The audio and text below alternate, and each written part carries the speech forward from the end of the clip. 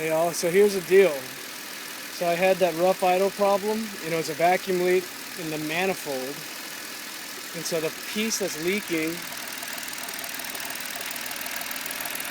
right there. So if I take my finger, I don't know if you can hear that, but there's a vacuum leak right there. So this is part of the actuator that's, anyways, that's part of the manifold and you can't replace it. And if I spray carburetor right on it, carburetor cleaner on it, it's done. So, gotta replace the whole manifold, unfortunately.